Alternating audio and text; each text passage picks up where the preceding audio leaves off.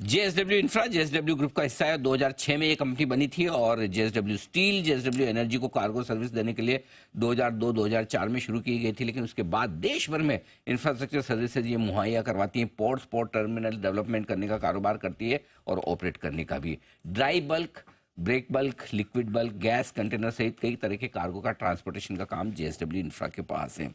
आइए आपकी मुलाकात करवाई जाए ललित सिंह जी साहब से, जो कंपनी के सीएफओ हैं, और आप जोधपुर यूनिवर्सिटी से कॉमर्स में आपने ग्रेजुएशन किया है, सी इंस्टीट्यूट के भी मेंबर है और 2015 से कंपनी के साथ हैं। सिंह जी साहब, बहुत बहुत स्वागत है आपका, धन्यवाद हमें समय देने के लिए। और नमस्कार सर, आपको आज हमने आमंत्रित इसलिए किया है कि आपकी कंपनी ने कैपेक्स प्लान अनाउंस किया है। निवेश करने वाले हैं आप आगे ग्रोथ को लेकर। 2360 करोड़ का प्लान जो सामने आया है, जरा ये समझाएं सर एग्जैक्टली ये क्या प्लान है, कहाँ किस तरह से आप निवेश करेंगे और कब तक करेंगे और इसका फायदा कब से और कितना आपकी कंपनी को मिलना शुरू होगा, ये पूरा समझाएं सर। हाँ अनिल जी, हमारे जो जयगढ़ और धर्मतर पोर्ट हैं, जो हमारे प्राइवेट पोर्ट्स हैं, जैसे हमारे प्रेजेंस एक मेजर पोर्ट पे होती है, एक नॉन मेजर पे होती है, तो ये हमारे नॉन मेजर प्राइवेट पोर्ट्स हैं। तो इन पोर्ट्स में अगर बात करें कि धर्मतर पोर्ट है, तो वो हमारा प्राइमरली कैप्टिव पोर्ट है, जो हमारी डोलवी स्टील प्लांट को कैटर करता है। जयगढ़ पोर्ट एक हमारा कमर्शियल पोर्ट है, जहाँ दोनों सेगमेंट्स को, कैप्टिव और थर्ड पार्टी दोनों को हम लोग कैटर करते हैं। अभी डोलवी स्टील प्लांट की कैपेसिटी 10 मिलियन से 15 मिलियन टन स्टील प्लांट की हो रही है। और टिपिकली अगर आप देखें कि एक टन स्टील बनाने में 3 टन का रॉ मटेरियल लगता है। तो हमारे को उस कैपेसिटी को मैच करने के लिए हम लोग इस यहाँ पे हम एडिशंस कर रहे हैं कैपेसिटी का।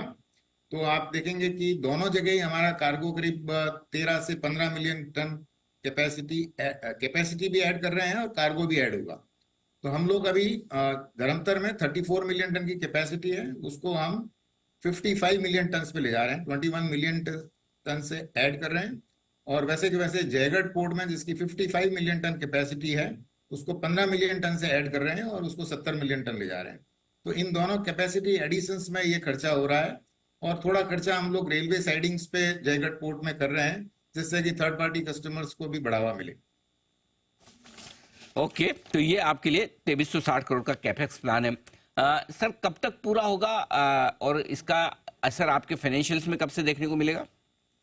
ये हमारा मार्च 27 तक हमारा ये कंप्लीट हो जाएगा। 27 मिलियन टन से करीब करीब हमारा कार्गो इसमें बढ़ावा मिल जाएगा और पूरा इम्पैक्ट 27-28 के फाइनेंशियल ईयर में उसका पूरा इम्पैक्ट आ जाएगा। ओके। हाल ही में आपकी कंपनी ने एक और घोषणा की थी, नवकार कॉर्पोरेशन में आपने 70% स्टेक खरीदी थी, राइट सर? तो जरा वो समझाएं कि वो खरीदने के पीछे क्या उद्देश्य है, किस तरह से आपकी कंपनी को उसका फायदा मिलेगा सर? तो हम देखिए, हमारा पोर्ट सेक्टर में हम लोग बड़ी प्रेजेंस है और पोर्ट सेक्टर से ही कनेक्टिविटी प्रोजेक्ट है कि उसकी लॉजिस्टिक जो है, so that last mile connectivity जो है, आजकल की कस्टमर्स की डिमांड रहती है कि लास्ट माइल कनेक्टिविटी होनी चाहिए। तो उस एंगल में ये हमारा पहला कदम है। तो नवकार हमारा एक फर्स्ट स्टेप है। हम लोग इसमें एक बड़ा प्ले करने का प्लान है कि हम लोग एक बड़ी नेटवर्क बनाएंगे। उस नेटवर्क का नवकार एक पार्ट है। तो हम ऐसे ऐसे और भी ऑर्गेनिक और इनऑर्गेनिक ये एक्विजिशन करके और या खुद का बना के एक पूरी नेटवर्क बनाना चाहते हैं। हम लोगों ने रिसेंटली एक चेन्नई में भी हमने ऐसा एक जीसीटी, जो गवर्नमेंट की गति शक्ति के अंतर्गत एक हमने लिया है, वहां पर भी सेम टाइप का रेलवे साइडिंग और वेयर हाउसिंग फैसिलिटी क्रिएट कर रहे हैं। तो हम वो वहां से लेके पूरे नॉर्थ इंडिया तक हम उसको ले जाएंगे। ये इसमें 5 साल का 7 साल का पूरा प्लान होगा, जिसके अंदर हम एक के बाद एक ऐसा करके एक पूरा अच्छा नेटवर्क क्रिएट करेंगे। आप देखेंगे कि इंडिया के अंदर अभी एक कॉनकोर है जो एक पूरा नेटवर्क लेके चली है, बट इंडिया की इकोनॉमी को अगर आप देखें कि ये आज 4 ट्रिलियन है, बात हो रही है कि 10 ट्रिलियन तक जाएगी या जो भी नंबर में जाएगी अगले कुछ सालों में, तो प्राइवेट सेक्टर को लॉजिस्टिक में इन्वेस्ट करना ही होगा। एक कॉनकोर से काम नहीं चलेगा, मल्टीपल कॉनकोर लगेंगे, इतना बड़ा काम होने वाला है आगे। तो हम लोग उसकी तरफ एक प्रयास कर रहे हैं कि हम भी एक पूरा नेटवर्क क्रिएट करें over a period of time. तो जो कॉनकोर को बरसों लगे, वो हम लोग प्राइवेट सेक्टर वाले उसमें जल्दी क्रिएट कर सकते हैं। तो अगले 5-7 साल में हमारा प्रयास रहेगा कि हम भी एक पैरेलल वहां पे नेटवर्क क्रिएट करें। ठीक बात है। तो ये नेटवर्क क्रिएट करने की जो आप बात कर रहे हैं, ये सिर्फ लॉजिस्टिक्स में होगा या ट्रांसपोर्टेशन में भी आप इसी तरह का प्लान कर रहे हैं? नहीं, ये हम अभी हमारा जो प्लान है वो लॉजिस्टिक रेलवे से लिंक रहेगा, हम्म। जैसे कि कॉनकोर का भी रेलवे लिंक्ड ही है। तो हम उसको पोर्ट से कनेक्ट करेंगे और कस्टमर तक ले जाएंगे। ओके। अब आते हैं सर, अभी कामकाज किस तरह का चल रहा है वो जानना चाहता हूँ। पोर्ट की आपकी कैपेसिटी यूटिलाइजेशन किस तरह की चल रही है इस वक्त? किस तरह की इकोनॉमिक एक्टिविटीज इस वक्त है? कारोबार अच्छा चल रहा है अनिल जी। आप देखेंगे कि लास्ट ईयर हमने 62% यूटिलाइजेशन किया था। इस बार हम देख रहे हैं कि वो यूटिलाइजेशन बढ़ेगा, 67-68% तक यूटिलाइजेशन जाना चाहिए। और फिर हम लोग क्या है कि अपनी कैपेसिटी को भी एक्सपैंड कर रहे हैं, क्योंकि एक पोर्ट में आप 75-80% कैपेसिटी तक ले जा सकते हैं maximum on an average basis. तो इसके लिए हम लोग अभी कैपेक्स का पूरा हमारा जोर है कि हम लोग इसकी कैपेसिटी को बढ़ाएं। और आपने देखा कि जयगढ़ और धर्मतर में हम लोग ने ऑलरेडी काम चालू किया है। उसके अलावा भी हमारे काफी कुछ प्लान्स हैं कि हम इस कैपेसिटी को 170 मिलियन टन्स को 400 मिलियन तक 2030 तक ले जाएंगे।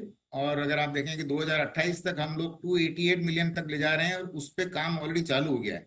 तो 118 मिलियन टन कैपेसिटी एडिशन पे काम ऑलरेडी चालू कर दिया हम लोगों ने। तो इस तरह से हमारी ये कैपेक्स की योजना है। ओके। और इस बीच आप देख रहे हैं प्रधानमंत्री Narendra Modi Semicon India conference में बातचीत कर रहे हैं, वहां हम पहुंचेंगे, लेकिन उससे पहले एक सवाल और सिंह साहब आपसे है। अभी अभी प्रधानमंत्री मोदी ने वधावन पोर्ट का भी इनॉग्रेशन किया। 76,000 करोड़ का बड़ा इन्वेस्टमेंट वहां पर आने की तैयारी में।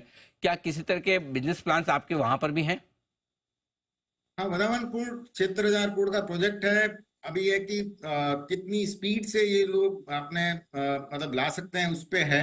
नॉर्मली इन इन बड़े प्रोजेक्ट्स में टाइम काफी लग जाता है गवर्नमेंट का। बट इसमें अगर काफी फोकस है तो इसके अंदर भी वो क्या करते हैं, आजकल मेजर पोर्ट लैंडलॉर्ड मॉडल पे चलते हैं। तो इसके अंदर जो बर्थ होती है और टर्मिनल जिसको हम लोग बोलते हैं, उसको वो इन एनी केस प्राइवेटाइज करते हैं। और हम इंडिया में सबसे बड़े प्लेयर हैं कि मेजर पोर्ट्स पे जो कंसेशन है वो हमारे सबसे ज्यादा इंडिया में हमारी प्रेजेंस है। तो हम लोगों का उसमें रहेगा ही कि कुछ जब तैयार होने पे जो टर्मिनल्स गवर्नमेंट पीपीपी मॉडल पे देंगे, तो हम लोग उसमें भी कोई ना कोई अपॉर्चुनिटी देखेंगे। सिंधु साहब, बहुत बहुत शुभकामनाएं आपको अपने नए आगे के प्लान्स के बारे में, और उम्मीद करते हैं कि आपके प्लान्स बेहतरीन हो, सक्सेसफुल हो। बहुत बहुत धन्यवाद आज समय देने के लिए और जी बिजनेस के दर्शकों से बातचीत करने के लिए। ललित सिंह साहब, सीएफओ जीएसडब्ल्यू इंफ्रा के, बताते हैं कंपनी के प्लान्स के बारे में। आगे बड़े एग्रेसिव प्लान्स हैं कंपनी की तरफ से ग्रोथ को लेकर और इंफ्रास्ट्रक्चर डेवलपमेंट को लेकर भी। आइए पीएम मोदी क्या कह रहे हैं सेमिकॉन इंडिया में, सुनते हैं। Hydrogen, the new Delhi G20 leaders declaration adopted 5 high-level voluntary principles on hydrogen. These principles are helping us in the creation of unified roadmap.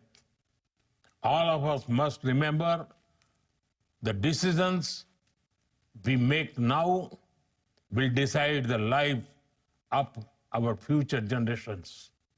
Friends, in such a crucial sector, it is important for domain experts to lead the way and work together. Particularly, I urge the global scientific community to come together to explore various aspects. Scientists and innovators can suggest changes in public policy to help the green hydrogen sector. There are also many questions that the scientific community can look into.